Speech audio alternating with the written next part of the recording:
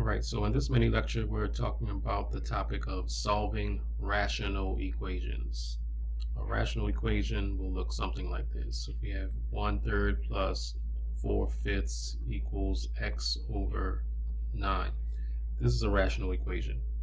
So the first step in solving a rational equation is to look at all your denominators. Try to find an LCD of all the denominators. So we have a 3, a 5, and a 9. Looks to me that the LCD will probably be 45. So the next thing you want to do is, for myself, I rewrite the actual problem because I want to know what the problem is, so when I go back and study I can see what it is. And now I'm going to multiply each of these terms times your LCD of 45. So 45 times 1/3, 45 times 4/5, and 45 times x over 9. Here, 3 goes into 3 once, 3 goes into 45 15 times, 5 goes into 5 once, 5 goes into 45 9 times, 9 goes into 9 once, 9 goes into 45 5 times. And now you'll be left with no denominators, right? Because you have 15 times 1, which is 15, plus 4 times 9, which is 36, equals 5 times x is 5x. All right, we clean it up a little bit. Combine the 15 and the 36. It's 51 equals 5x. And now we just want to go ahead and solve for x. So we divide both sides by 5. So it looks like x is equal to 51 fifths. If you wanted to, you could change that to a mixed fraction, a mixed number if you wanted to. But this is still also fine. The improper fraction is still perfectly fine as long as it's reduced. In this mini lecture, we're going to look at the concept of solving rational equations. So we have our first example, which is 1/3 plus 4/5 equals x over 9. So this is a rational equation. So the first thing you want to do in solving a rational equation is to take a look at all of your denominators. So we have a 3, a 5, and a 9.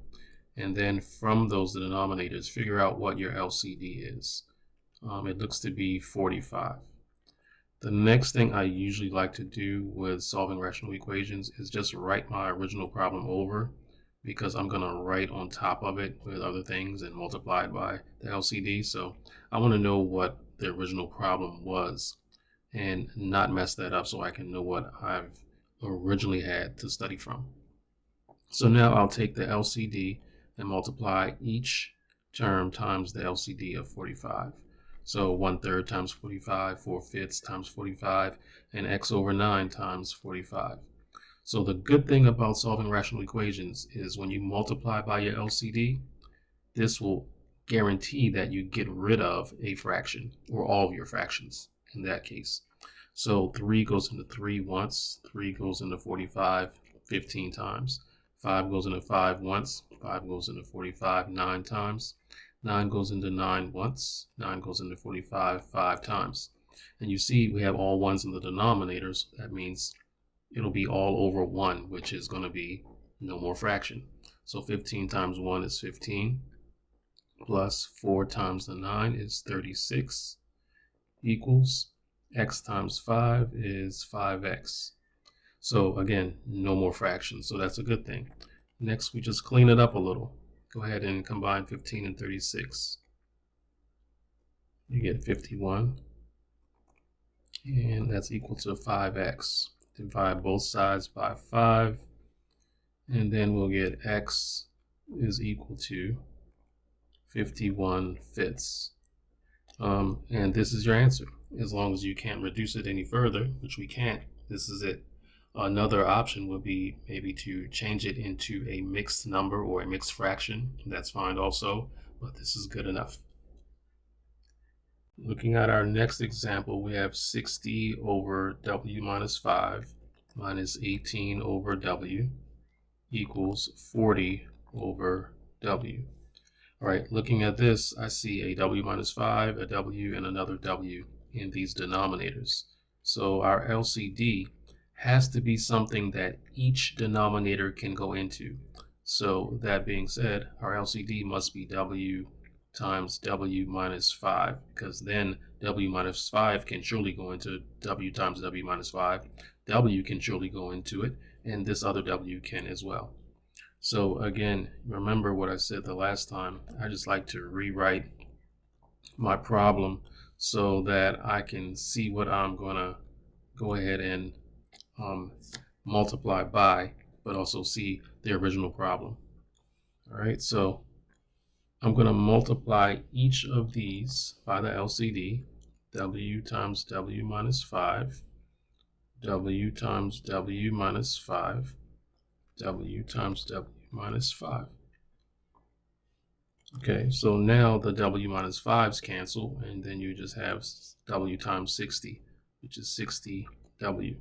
Here the W's cancel, and now you just have that. We'll make it negative 18 times W, right? And negative 18 times negative 5. I drew that arrow to the negative sign just to make sure you know that the negative sign goes with the 18.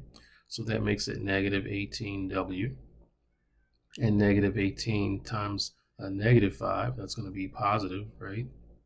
So that looks like it's about 90 equals, and then these W's cancel, and then you have 40 times W and 40 times negative 5. So that makes it 40W minus 200. All right, so the next thing you want to do is just clean it up on this left side here. So we have 60W minus 18. So that's 42W plus 90 equals 40W minus 200. All right, so now you're just solving a regular linear equation. You want to get the W's on one side, the numbers on the other. So we'll subtract 40W from both sides. And then we'll get 2W plus 90 equals negative 200. And sometimes some people do two steps at once. We could have subtracted the 90 from both sides in the previous step as well, but no rush. We can just do it right here in this step, subtract 90. So we get 2W is equal to, signs are the same, so we add them and keep the same sign, negative 290. And now to get the W by itself, between 2 and W is multiplication, so we do the opposite, which is division. So we divide both sides by 2. So W is equal to, positive into a negative, make it a negative. 2 goes into 2 once, and 2 goes into 90, 45 times. So W is equal to negative 145. All right, and our next example is 6 over x squared minus 2x minus 3 minus 1 over x squared minus 1 equals to 2 over x squared minus 4x plus 3. All right, so looking at the denominators, we always want to look for the LCD, but this one's a little bit different. Looks like we have some polynomials there. We need to try to factor these first. So that's the first step. Always make sure your denominators are fully factored. So you have to factor this. So looking at this one, put an x in each one. What times what makes negative 3, and the same two numbers have to add or subtract to make negative 2. So 3 times 1 is 3, and 3 and 1, if you subtract them, will get us a 2 if the 3 is a negative and the 1 is positive. This middle one should look familiar. This is the difference of two squares. So this is x plus 1, x minus 1, right? Positive 1 and negative 1, when you multiply them, make that negative 1. And then when you add them, they make 0x, which is why we don't have a variable term, an x term in the middle, because they make 0x when you add them together. And then lastly, we factor this one, put an x in each. We're saying what times what makes 3? Well, 3 and 1. And will those two numbers add or subtract to make 4? Yes, if we make them both negative. So now it looks like we have to find an LCD. The LCD is going to be x plus 1, x minus 1, and x minus 3. Right? Remember, it has to be something that all three of those denominators can divide evenly into, which they can. So now I'm going to go ahead and rewrite these. So I'm actually going to rewrite them with the factorization. 6 over x plus 1, x minus 3, minus 1 over x plus 1, x minus 1, right, equals 2 over x minus 1, x minus 3. All right, so now what I'm going to do is just multiply, just like I did in the last two problems, multiply each of these by the LCD. So I'm just going to make it a little bit smaller, kind of compact it a little bit, x minus 1, x minus 3, and this one times x plus 1, x minus 1, x minus 3. And same for this one, x plus 1, x minus 1, x minus 3. So I kind of compressed things together a bit, but I would be writing these kind of next to the fractions if I was doing this on a normal size paper on my desk or something. But it's fine, we can still understand what I'm getting at here. So here, the x plus 1's cancel and the x minus 3's cancel. So you're left with 6 times x minus 1. So that's 6x minus 6. In the middle term, the x plus 1's cancel and the x minus 1's cancel. So then you have a negative 1 times x minus 3. So you have negative x plus 3. And in the last term, the x minus 1's and the x minus 3's cancel, and you're left with 2 times x plus 1. So that's 2x plus 2. So again, clean it up a little bit. So 6x minus x is 5x. Negative 6 and positive 3 is negative 3. And that equals 2x plus 2.